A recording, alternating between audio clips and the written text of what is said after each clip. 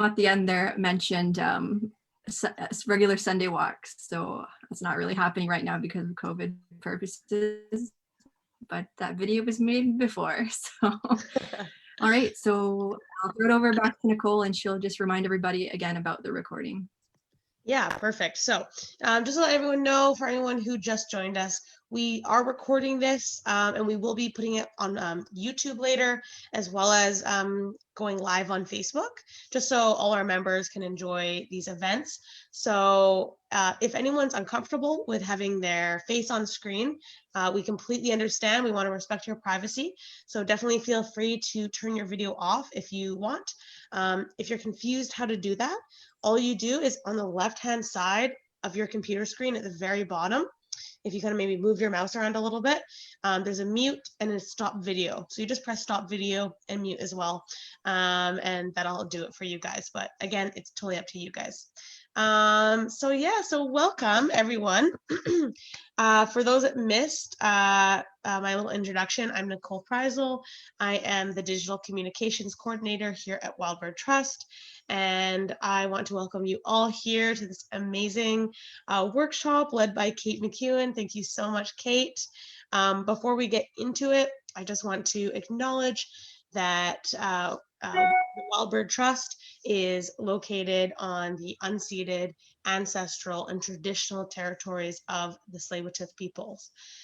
And it's important for us to acknowledge that and to continue to be dedicated to reconciliation and redress, and to forge a new and strong relationship with the Tsleil-Waututh Nation. I myself am Stalo from Lackamal First Nation, as well as mixed settler Canadian descent. And so I am very honored to be coming to you from the unceded lands of the Squamish, Musqueam, and Tsleil-Waututh peoples as well. All right, so without further ado, I'm going to introduce you guys to Kate. So I'm going to read an introduction. So Kate McKeown is the coordinator for the BC Parks iNaturalist project. After graduating from UVic with a Bachelor in Science in Forest Biology, she worked to survey biodiversity of BC parks while working on the BC iNaturalist project. She sells her nature photography with 50% of the profits donated to local conservation initiatives. Kate is also a new volunteer with us at the Wildbird Trust as of this past October. And she's a great example of one of the many ways that you can contribute your time as a volunteer with the Wildbird Trust by sharing your specialized skills and knowledge in events and workshops like this one. So thank you so much, Kate. Welcome. I'm so excited to learn. Yay! And without further ado, we will pass it off to you, and just let us know if you need any technical assistance, okay? Yeah, thank you very much, Nicole, for that introduction. That was very, very kind of you. I know Marissa did a lot of prep and getting all of this ready too, so thank you to you both. I guess I will just head over to my presentation, and hopefully it works to share my screen. Can everybody see that? Yeah, that's perfect. Okay. Perfect. Well, thank you all for coming. Really excited to see there's so much interest in learning about iNaturalist. It's a pretty great resource. I obviously am a big fan, and I'm glad that you all are so interested in learning about it as well. So yeah, we'll just get right on into it. So for those of you who don't know, iNaturalist is a biodiversity database and social media app. It's free and it's used by people all over the globe. Its main use is you can upload your photos of wild species, whether that's plants, animals, fungi, lichens, anything that is wild and living. And then other people on the platform will come in and either confirm your identification of your species or help set you on the right track if you weren't able to correctly identify it. It's a great way to learn to identify species that you may not be familiar with. And it's also a great way to record all of the species that you've seen all in one place. So I thought we would just go straight to iNaturalist and look at some of the different features on the website. Hopefully this continues to just share my screen. Can you all see this as I'm transferring from PowerPoint to Chrome? Yeah, we see the iNaturalist page. Perfect. Thanks. All right, so when you first log in, this is the page that you'll see. As I said, it's a free app if you don't have an account. Maybe not. I think we still see your PowerPoint then. Okay. You might have to switch. New share and yeah. How about now? That's perfect. Yeah. Okay. All right. Good to know. Gotta switch that. Yeah. So as I was saying, this is your homepage. It's very similar to other social media homepages. Here is where you'll see, it's the news feed equivalent if you're familiar with Facebook. All of the updates from other users that you're following or other locations that you're following. Like I see updates from the University of Victoria. From here, you can easily navigate to your profile, your observations, etc. All of these features are pretty easy to work your way around to. So I thought we would just concentrate on these top tabs up here, starting with the Explore tab. So once this loads,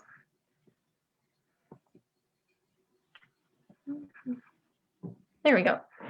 All right, so my iNaturalist account is automatically set up to just look at the species in British Columbia, but what your screen might look like is this instead. So immediately when you go to the Explore page, it will show you an overwhelming amount of data that users have collected from all over the globe. So 1 million observations have been made of over 314,000 species. These have been made by 1.4 million observers, and 173,000 people have helped to identify those observations. The map here, you can zoom out. Oh, my connection's being slow. There we go. Yeah, as you can see, the app has pretty much been used in every corner of the world, so to speak. And here you'll see the most recently uploaded observations.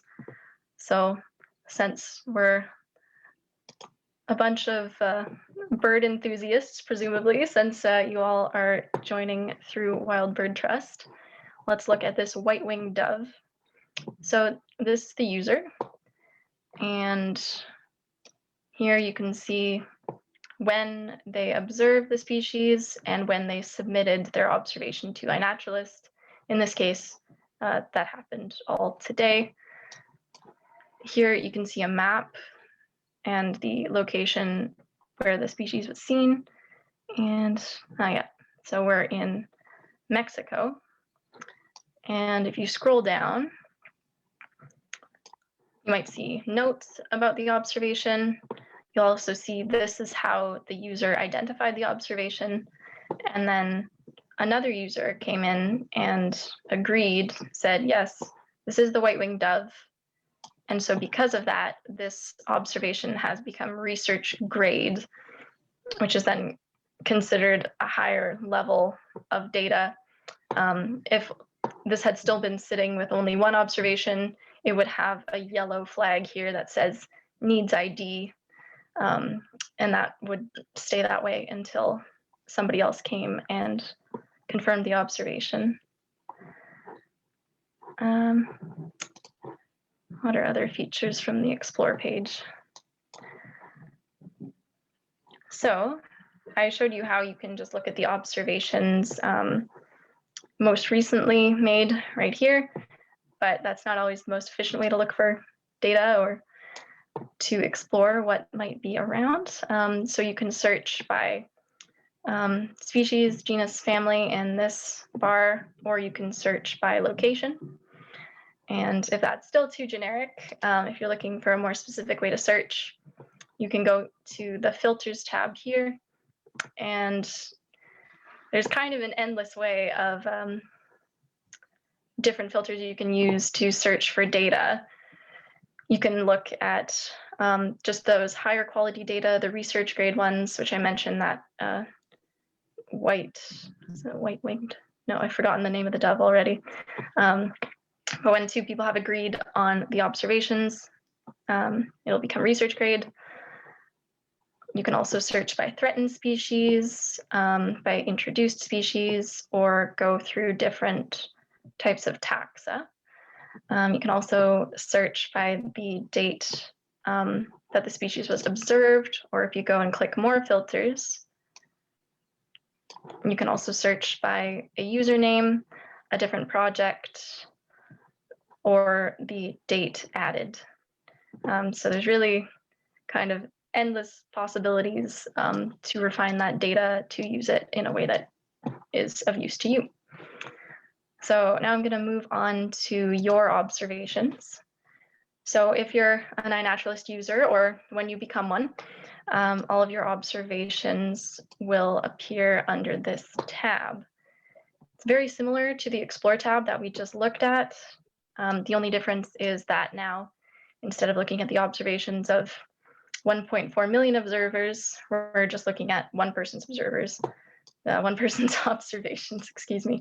So here, again, I have the ability to search for different species in different locations, use all of those same filters that we looked at, but it's only pertaining to my data.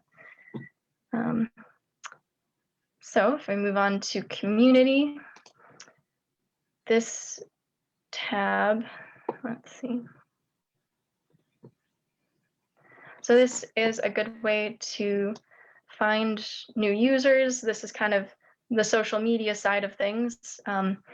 You can follow other users if you so choose, if you want to see their observations more readily. That's one aspect of iNaturalist. Another way you can search is by projects. So if you go to this projects page, you'll see the projects that are featured in iNaturalist Canada.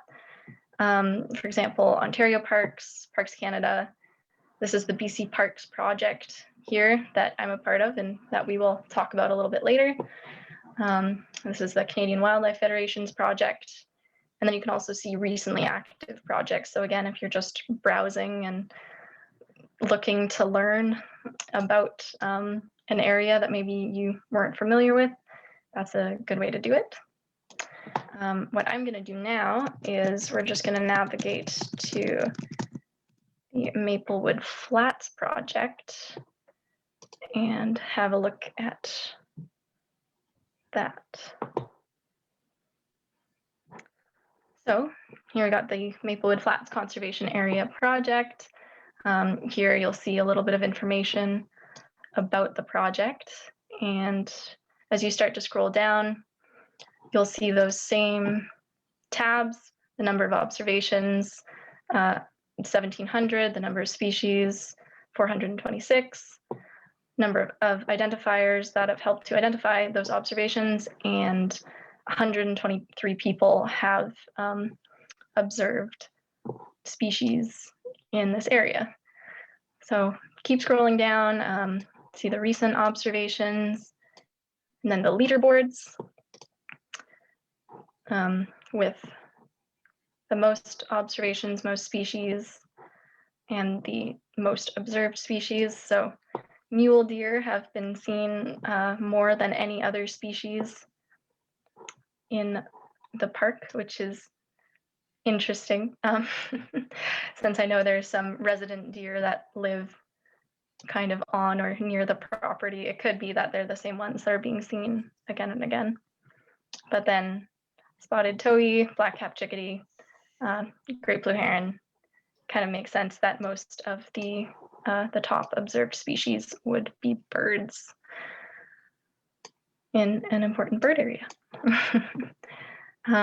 Here you'll see, so we were talking about research grade observations versus observations that need identification. About 75% of the observations in this project are research grade, which is great. It means you can be fairly confident that those species are identified correctly, and the percentage of them could still use ID. Casual observations are those that people upload without a photo or without any way of confirming the identification. So we don't recommend doing that. It's always better if you can provide some evidence for your observation. And finally, here near the bottom, this is a map of Maplewood Flats Conservation Area. If you zoom in, you'll see these are all of the observations, most of which follow the main trail networks throughout the area. And you could always click on one, see what's there. But again, if we scroll back up and go to observations, the easier way to filter the data is to go from observations to search. And then you're taken back to this familiar page where you can use filters to search through the data. The only difference here is that it's automatically plugged in Maplewood-flats-conservation-area into the project. So all of the observations you're looking at are only the ones that have been captured in the conservation area.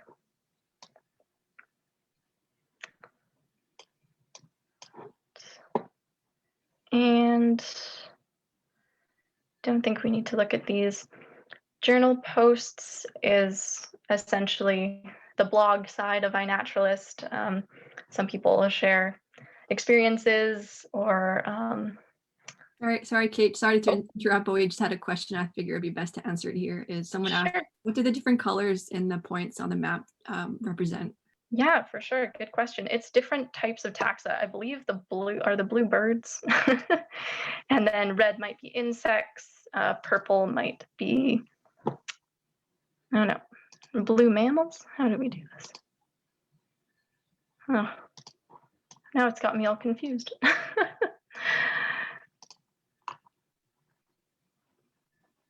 I don't usually look at the maps too closely, but now you've got me curious. So yeah, it seems, I think maybe blue. Yeah, I think all it's animals?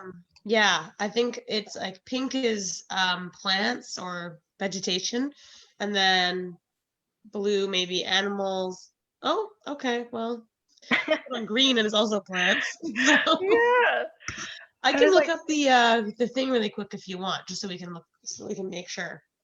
I thought it was always red was insects. I guess blue I thought maybe was birds or mammals, but I think it's the animal kingdom, and then green is plants. Yeah. And then Um, common St. John's wort, and then yeah. pink would be like fungi and mosses. And then I don't know. Oh, we've got Black and an orange. oh, unknown. Oh, Okay. unknown. So that makes sense. Very cool. Well, we're learning as we go. Yeah, exactly. I love it. Oh, perfect. Thank you to whoever asked that. All right. Oh, yeah. So, right. So I was talking about journal posts, and then the forum is where you go if you're kind of searching for the frequently asked questions, or if you've encountered kind of a bug issue, you can search the bug forum. And if nobody else has had the same issue that you have, you can post about it, and then someone who works for iNaturalist will usually get back to you within a day or two. They're quite quick at responding, which is great. Finally, we will look at the identification tab.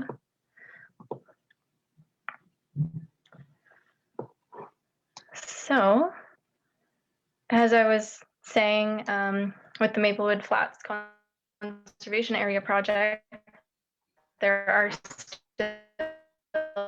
still some observations that could use an identification to make them research grade, easily done through going to this Identify tab. The project, if you are only interested in identifying things in the Maplewood Flats area, or again, use any of these filters if you're a birder and you're great at identifying birds. Maybe you'd want to search this category, and then the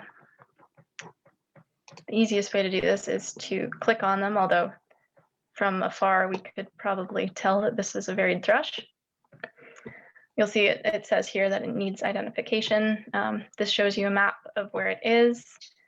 And if you click on this suggestions tab, it'll show you species that are similar to the species, which in the case of the varied thrush, there isn't really anything that looks like it in this area, so it makes it a pretty easy identification.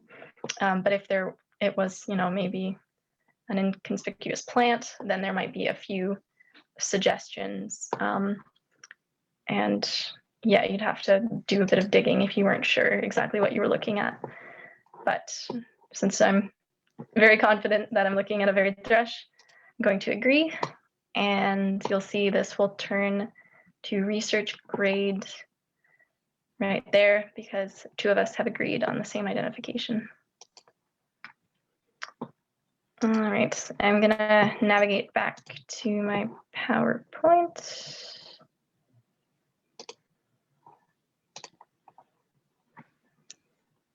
Hopefully that has worked for everybody.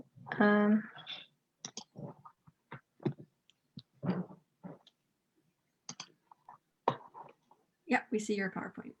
Yeah, I was trying to figure out, I was like, my video disappeared too. All the technical difficulties. There we go. Zoom is a complicated app to use. Yeah. Apparently I haven't had enough practice after all these months. All right, there we go. All right, so iNaturalist projects, as I said, they're kind of a great way to catalog all of the species in the area. We looked at the Maplewood Flats Conservation Area project, and there are many other projects to explore. Another one being the BC Parks Inapp project, which is quite huge. As you can see, there's over 250,000 observations, over 6,700 species, and a lot of people have been involved in making those observations happen. So that's been very cool. So we've been really just looking at how to use iNaturalist on the desktop, but there is a app that you can download from the App Store just called iNaturalist, which works as well. There's kind of pros and cons to using either the app or the website, and I'll just give you a quick rundown of those. So the phone app is great if you are in the field and you want kind of an immediate feedback about what you're seeing. That way you could take a photo, upload it to iNaturalist using Wi-Fi or data, and then it would, the computer vision software that iNaturalist uses would automatically look at your photo and give you a suggestion as to what you're looking at. Of course, the downside to this is it means you either need to have Wi-Fi in the field, which is quite a rarity, or you're using data, which is not great. But if there is something that you're looking at and you're seeing it everywhere and you immediately want to know what it is, it might be worth switching on that data just for a minute to look at that species. Another benefit of using the phone is that when you're taking photos on your phone, they are pretty easily geotagged.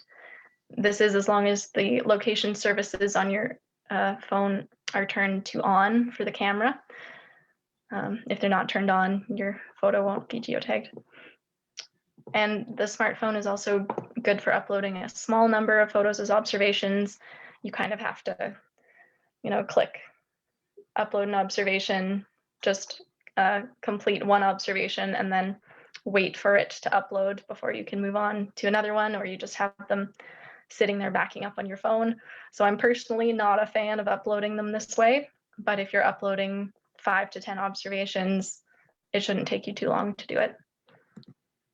Now looking at the desktop, it's much easier to filter data looking at different projects, users, species using the desktop. You can't really use the smartphone app to filter data this way. Unfortunately, if you're uploading the photos from your desktop, it usually means you either had to transfer them from your phone, so there's that extra step, or if you have a DSLR which doesn't have GPS like mine, then you need some kind of external app to geotag your photos.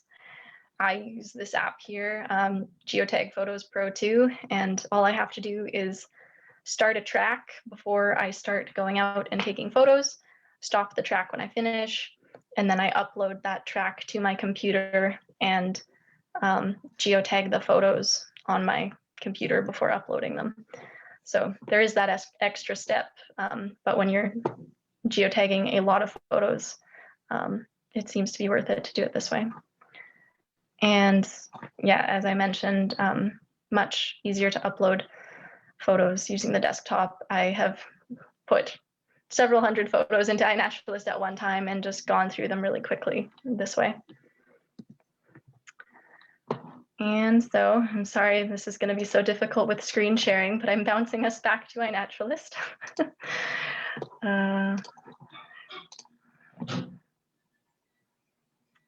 All right, hopefully, can you all see this now? Yeah, Yep, we can see it. Thanks, Nicole. And now that I've been talking about it, I'm going to show you how to do an upload.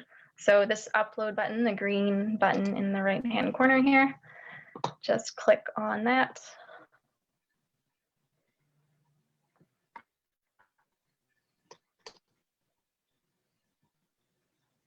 And choose files, or you can drag and drop them. And I have mine queued.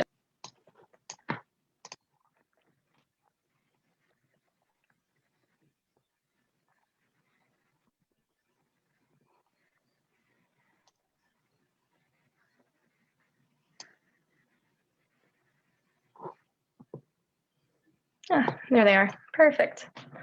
Okay, so as you can see, I've already got the date and time and the location attached to these photos.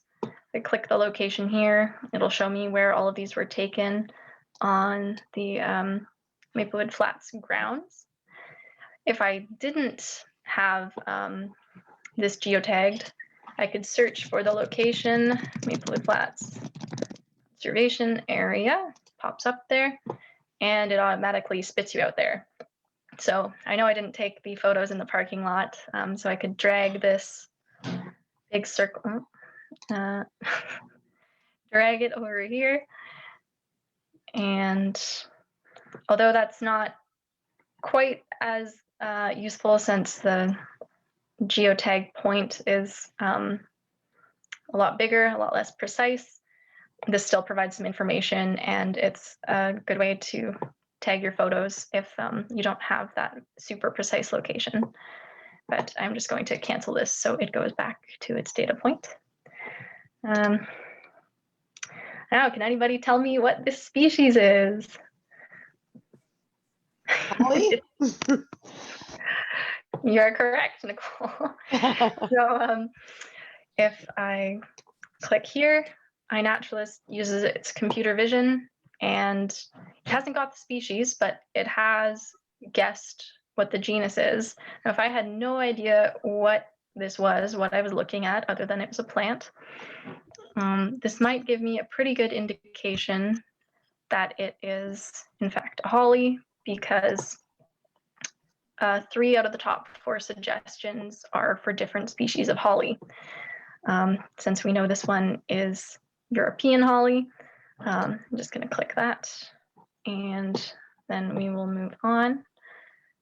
This, I am pretty confident, is Herb Robert.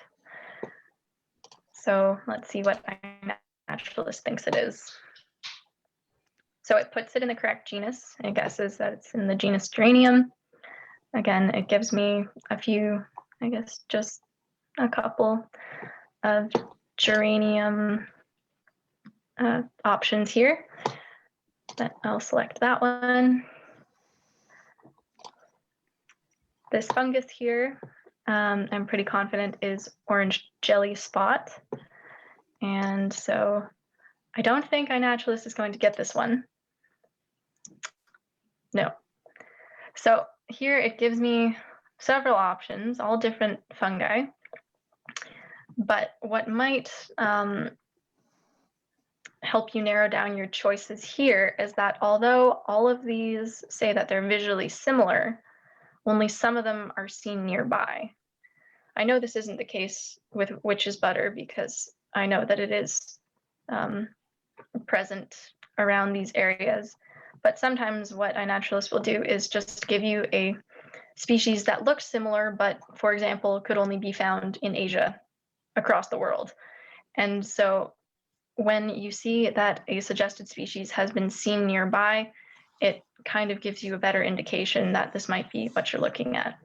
Again, if you have no confidence in your identification, you could always just type in fungi and leave the species, or sorry, leave the observation at the kingdom level. That is totally fine as well. But I'm just going to input it there. And all right, I put in a few birds to see if anybody wanted to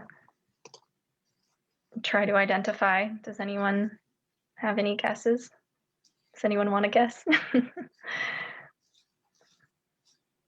If not, that's okay too. Fiona in the comments said a Cooper's hawk.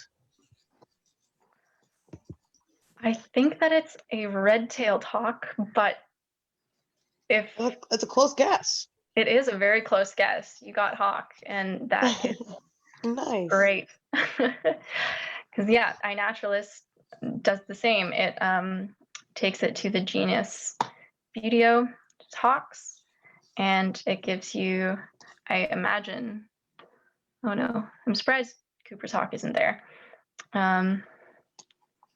But red-tailed hawk, broad-winged hawk, all these different hawks. So I could always leave it at the genus Buteo, and there are so many birders on iNaturalist that birds get identified very, very quickly. So I might just put it to genus, and then it's possible that by the end of this call, someone will have identified it. I'll check back right before we finish. And finally here is a very blurry picture of a red-breasted nuthatch. So I put this in here because there's a lot of times that people will, say, oh, a photo like this is useless. There's no point in keeping it. But if it's the only photo you have of a species and it has enough of the characteristics that you need to identify it, iNaturalist can still figure out what you're looking at. Again, it got the right genus. Red-breasted nuthatch is the only one of the nuthatches that has been seen nearby. So that helps to narrow it down. So that would be my selection. Fortunately, I got one more chance to photograph it in a clear, with a clear photo. So of course, clear photos are always preferable, but if you only have one, and there have been many times I've been in the field and this is the only photo I get, that's always better than nothing. So I'm just going to remove that. We will identify that one and submit 5 observations.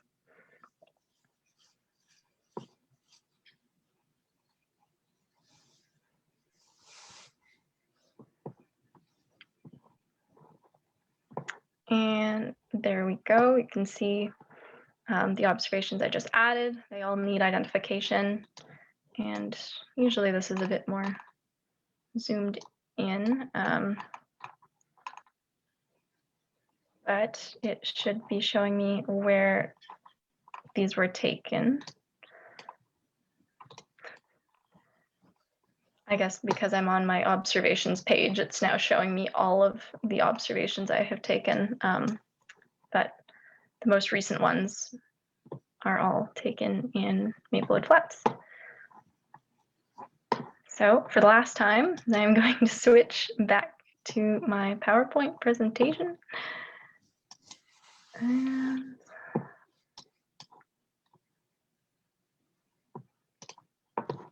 Jasmine in the comments just brought up a really good point, and she says that it looks like on that page where you do the submissions, or you can see your submissions, that's where the colored tags are shown. So blue animals, red is fungi, and green is plants. So thank you, Jasmine. I appreciate that. And yeah, that was really helpful. Yeah, great Good spot, because I didn't catch it. Oxide. Nice. Oh, what was that? She had a hawkeye. Oh, Yes. that's very relevant. I like it. I love that.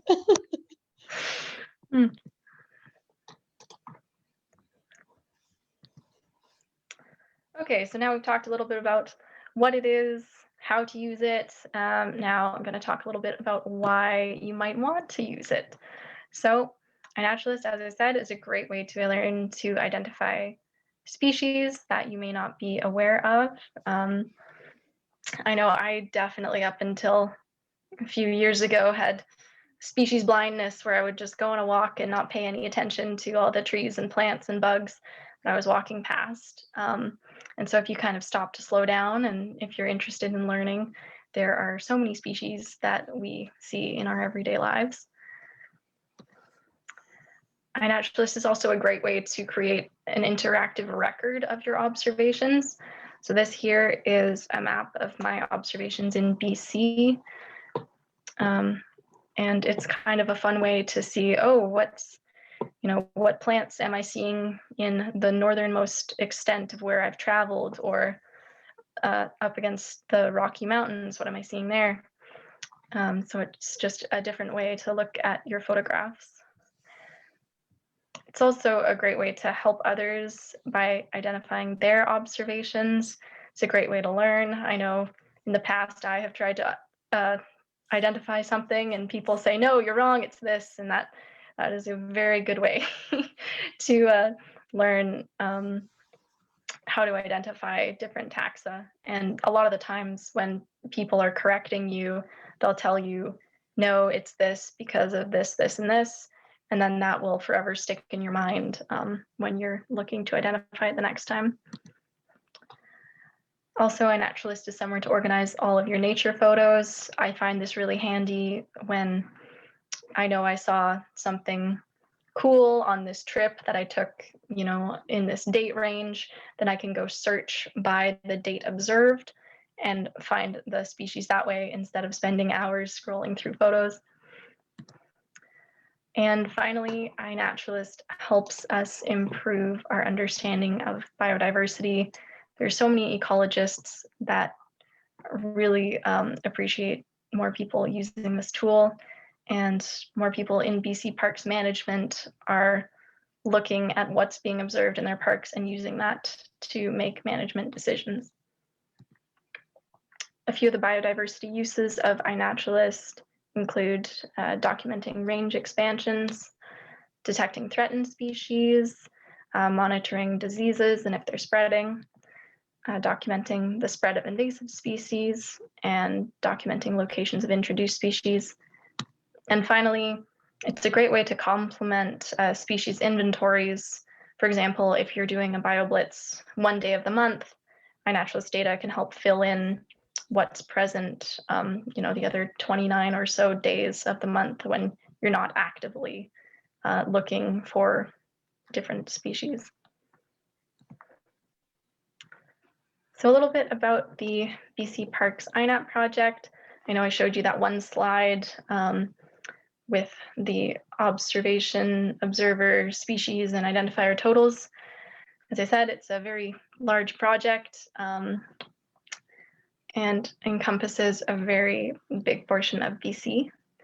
The project has two goals. One is to provide baseline surveys of the 1,033 provincial protected areas in the province. And the second is to enhance outreach and engagement and get more people interested in what they're walking through and beside when they're in BC parks. So a bit of background to this project. It was started in 2019 by Brian Starzonsky from the University of Victoria and John Reynolds from Simon Fraser University in partnership with BC Parks and the BC Parks Foundation. And for the last 2 summers, field assistants have traveled the province and bio-blitzed as many BC parks as they possibly could in their field season. So I think in 2019, they were able to visit about 100 protected areas. And in 2020, we visited roughly 65. This map on the right is actually showing all the places where we took observations in 2020. And we're hoping to go northward in 2021. COVID permitting, we're allowed to travel north. So for many reasons, we're hopeful that we'll all get some good news soon. There have been several rare discoveries made through the Inapp project. I just have a couple examples here. And one is this brown spotted range grasshopper, which is red listed as imperiled in British Columbia. And it was seen in both 2019 and 2020 in this one ecological reserve in the Okanagan.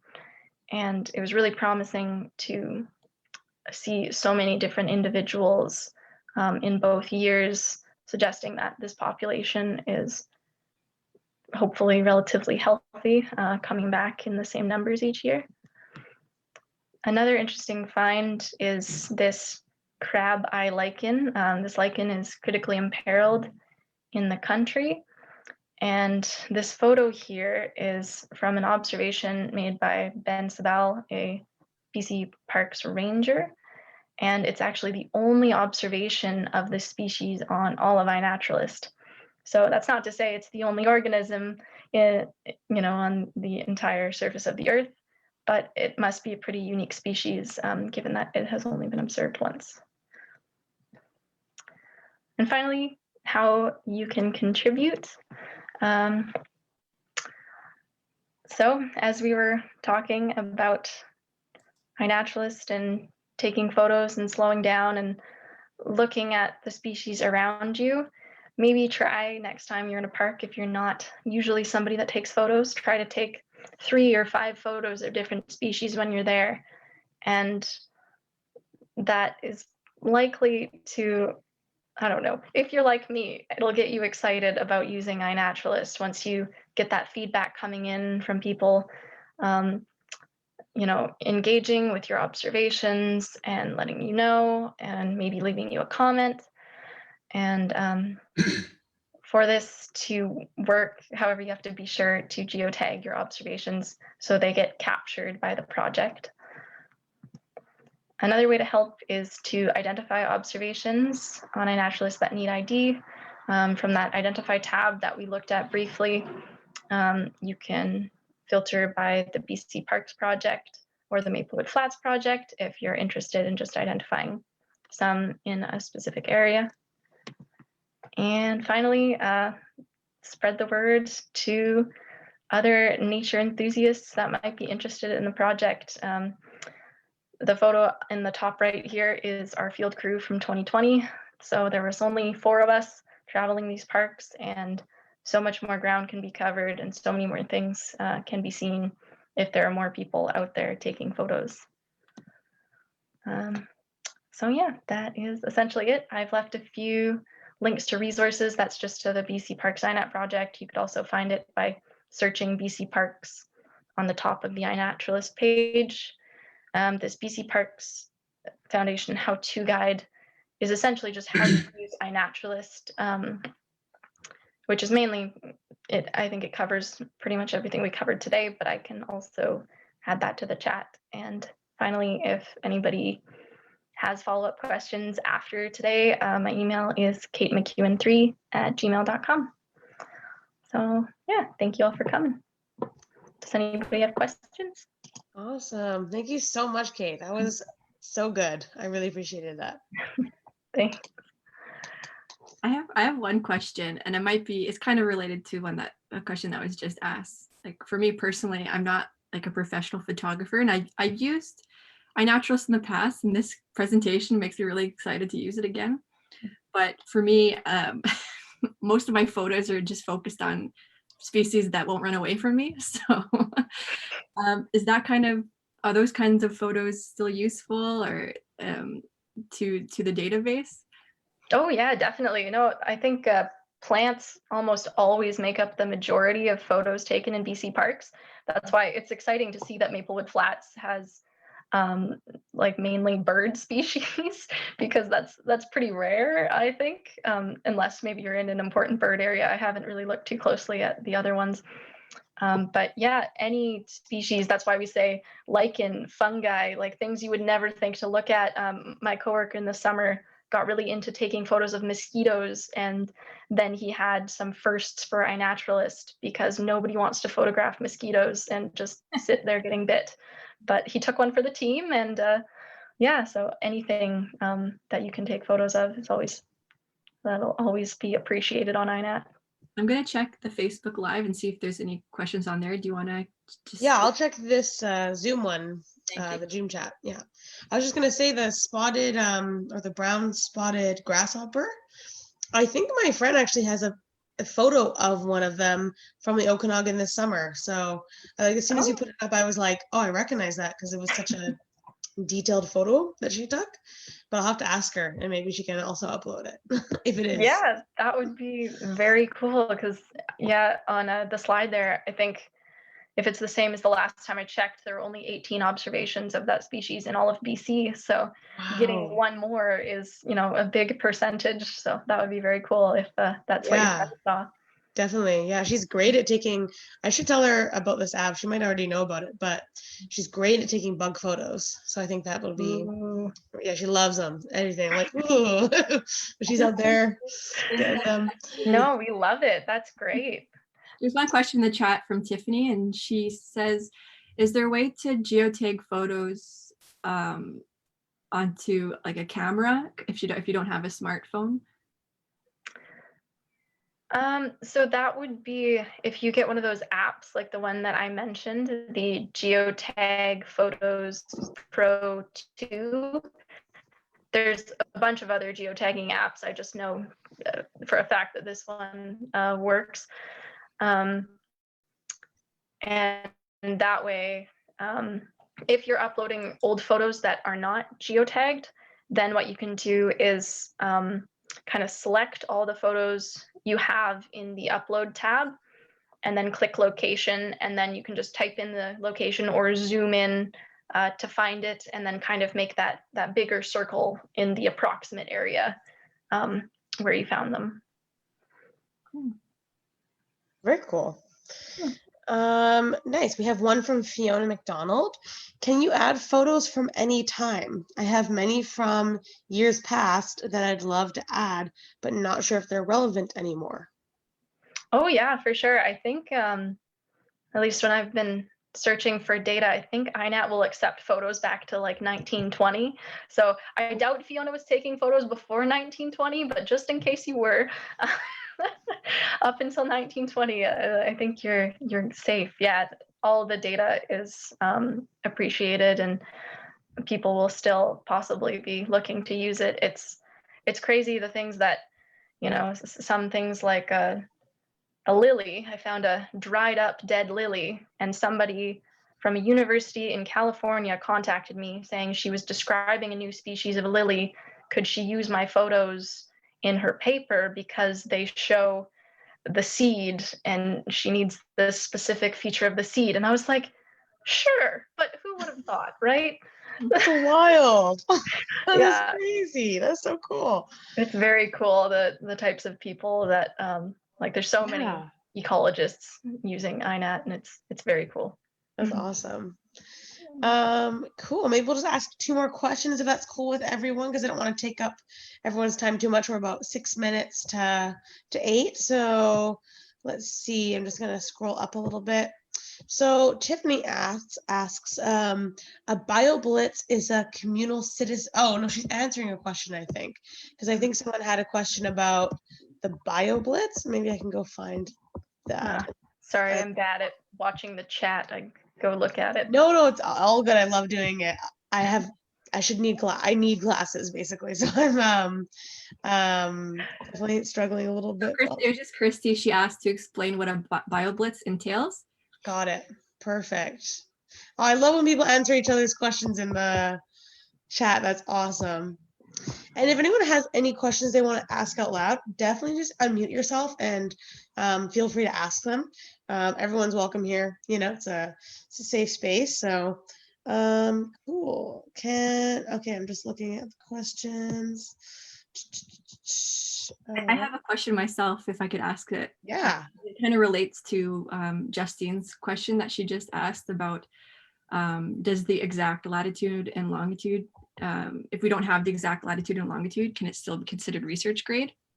And I was also wondering, kind of paired with that question myself, is wondering, like, what kind of studies do citizen science projects like this inform? Because it seems like there can be some biases in the types of photos people upload. Like if we, for example, just look at the Maplewood Flats project, the top observation is the black-tailed deer. Yeah. Safe to say it's not like the species with the most abundance on site. So just wondering, like, what kind of what that kind of data gives to different types of studies.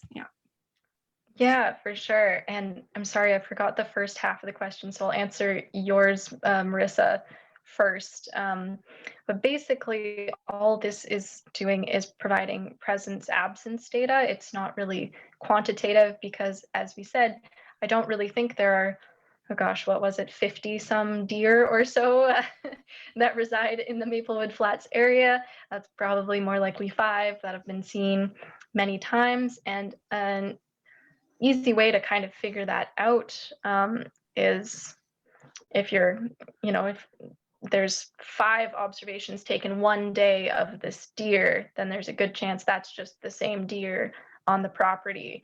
But when you can't be certain of that, yeah, the data is mainly used in just a presence absence kind of a way. And so BC Parks management people are kind of interested in just knowing how many species are we protecting by having this protected area, rather than, how many grasshoppers, how many of, ponderosa pine, that kind of thing.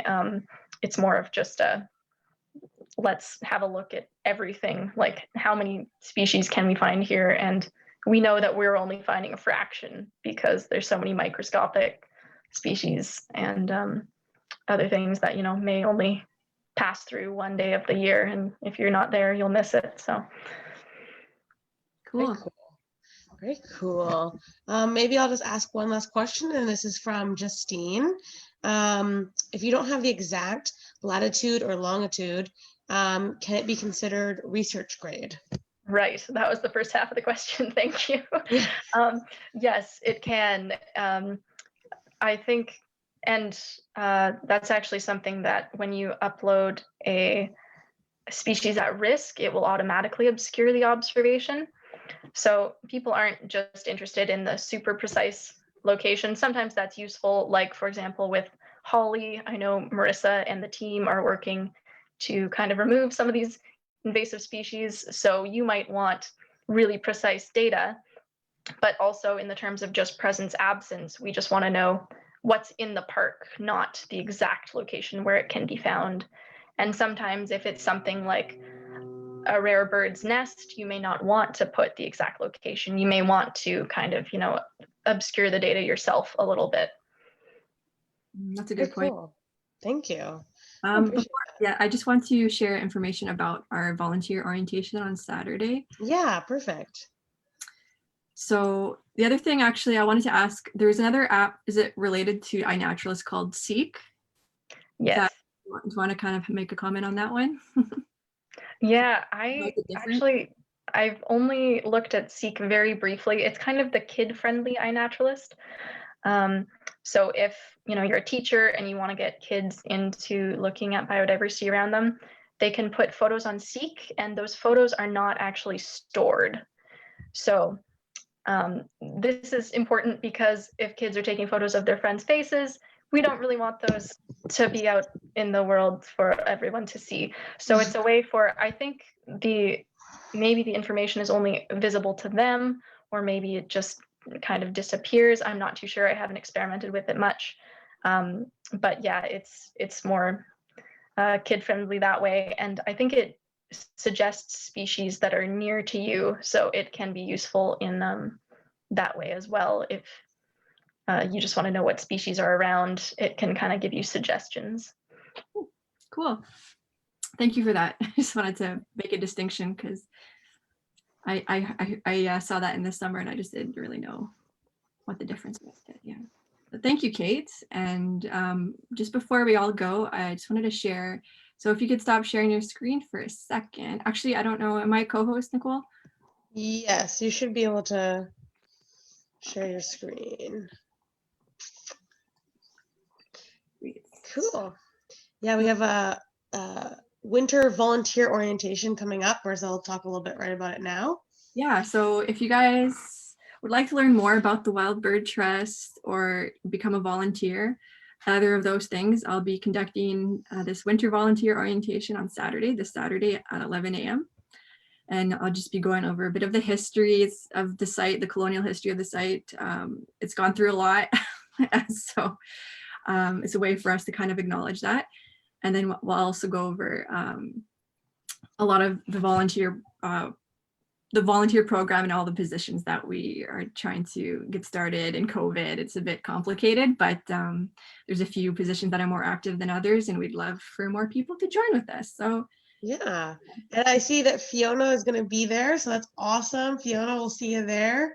That's great. so cool. And Mary Lyle was a part of it. I'm not sure if she's still here or not, but Mary Lyle is also a volunteer, and she just helped me set up our entire annual photography exhibit. So there's such a range of different things you can do, and like Kate right now is, if you have a certain skill or interest or passion, we definitely love to hear that and how we can incorporate that into your volunteer experience. So yeah, so thank you so much.